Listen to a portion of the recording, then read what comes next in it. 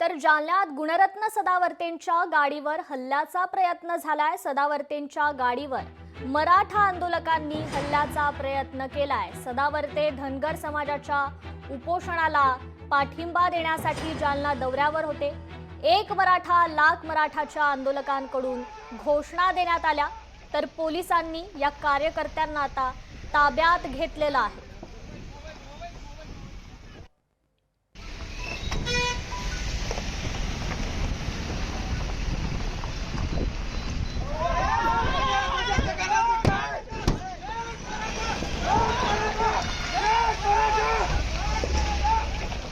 या संदर्भात आपण अधिक अपडेट घेऊयात। आपले प्रतिनिधी सुधाकर जाधव आपल्याशी जोडले गेलेले आहेत। सुधाकर, नेमका काय आहे हा प्रकार?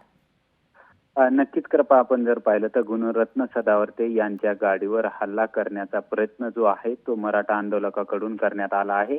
यावेळी पोलिसांनी वेळी दक्षता घेत या आंदोलकांना ताब्यात घेतला आहे। गुणरत्न सदावर्ते आज जालना जिल्हा दौऱ्यावर असून ते आज धनगर समाजाच्या उपोषणाला पाठिंबा देण्यासाठी जालन्यात येत आहे आणि आज जालन्यात आल्यानंतर त्यांच्या गाडीवर मराठा आंदोलकाकडून जे आहे ते हल्ला करण्याचा प्रयत्न झाला आहे। गुणरत्न सदावर्ते आणि जे मनोज जरांगे आहे पाटील यांच्यातले वाद जे आहे ते अनेक आपल्याला दिसून आले आहेत याआधी सुद्धा। त्यामुळे आज गुणरत्न सदावर्तेचा निषेध करत मराठा आंदोलकाकडून जे आहे तो या ठिकाणी हल्ला करण्याचा प्रयत्न जो आहे तो करण्यात आलाय। मात्र पोलिसांनी वेळीच दक्षता घेत या आंदोलकांना ताब्यात घेतले आहे आणि आता गुणरत्न सदावर्ते जे आहे ते सध्या पोलीस अधीक्षक यांच्या भेटीसाठी पोलीस अधीक्षक कार्यालयात दाखल झाले आहेत आणि पोलीस अधीक्षकांची ती भेट सुद्धा गुणरत्न सदावर्ते घेत आहे। कृपा, निश्चितच सुधाकर, धन्यवाद तुम्ही दिलेल्या या सविस्तर माहितीबद्दल।